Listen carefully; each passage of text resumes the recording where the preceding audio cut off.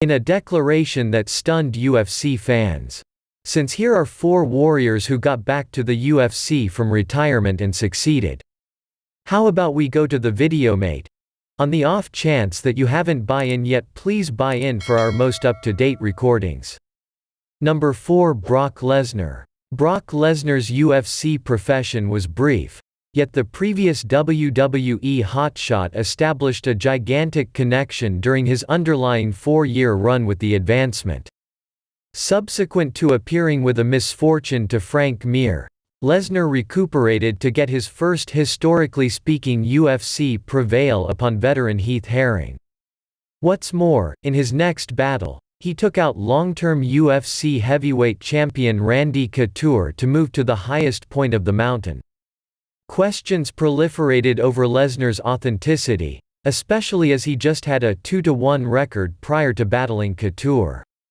In any case, the Beast incarnate to a great extent quietened his fault-finders by guarding his title against Mir in a rematch and afterward Shane Carwin. In any case, in the background, Lesnar was experiencing diverticulitis, and the infection laid him up for various extended lengths. He lost his title to Cain Velasquez in October 2010 and afterward didn't get back to the UFC for longer than a year.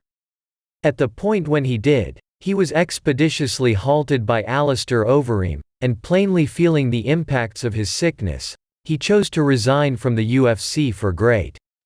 Lesnar got back to WWE only months after the fact, and it appeared to be his days in the UFC were finished. In any case, incredibly, it was reported in 2016 that he'd be back. The WWE genius got back to the octagon at UFC 200 and showed that he hadn't lost a lot over his 5-year non-attendance. He obviously outpointed exceptionally positioned competitor Mark Hunt to get his first success since 2010.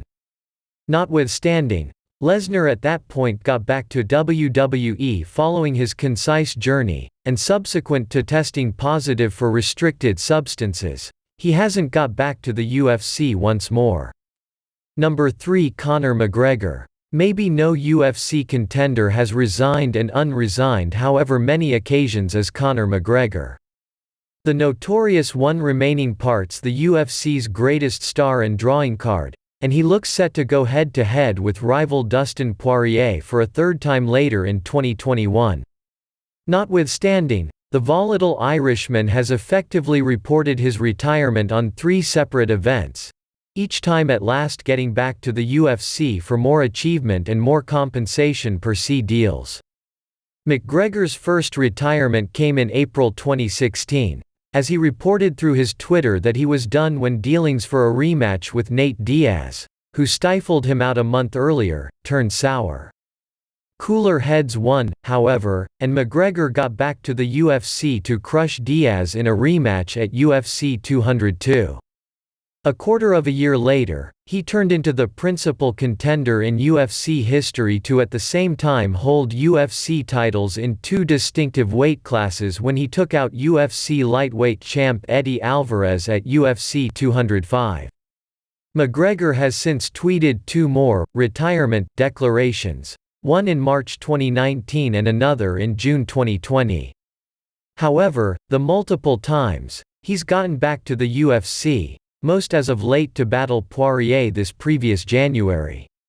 Number 2, Randy Couture. At the point when Randy Couture hung up his gloves subsequent to enduring a knockout misfortune to Chuck Liddell at UFC 57, he was at that point grounded as a UFC legend. 43 years of age at that point, Couture had held both the UFC heavyweight and light heavyweight titles on different events and beaten gigantic stars like Tito Ortiz, Vitor Belfort, and Kevin Randleman. However, notwithstanding sinking into another part with the UFC as a shading analyst, it immediately turned out to be certain that the serious fire hadn't exactly gone out for the natural. Thus, a little more than a year after at first resigning, Couture got back to activity, testing UFC heavyweight champion Tim Sylvia for his crown at UFC 68. Couture came into the battle as an immense dark horse, However, seconds into the battle, he staggered everybody by dropping Sylvia with a decisive right hand. From that point, the natural utilized his catching and secure work to rule the bigger hero and proceeded to win an unmistakable consistent choice, asserting the UFC heavyweight title for the third time. Couture went on to guard his title against Gabriel Gonzaga before an agreement contest got him far from the octagon for a year. At the point when he returned, he dropped his title to Brock Lesnar yet continued battling, lastly resigned, this time for great, in April 2011, 5 years after at first hanging the gloves up. Number 1 Georges Street, Pierre. Georges St. Pierre was at that point generally perceived as the best UFC warrior ever before his get-back from retirement in 2017. Notwithstanding, what he had the option to achieve upon his return just made his heritage significantly more grounded in general. GSP previously hung up his gloves in late 2013. By that stage, he'd held the UFC welterweight title for an epic 5-year time span, making a record 9 continuous title protections. St. Pierre kept down the test of contenders like John Fitch, Thiago Alves, Jake Shields, and Nick Diaz.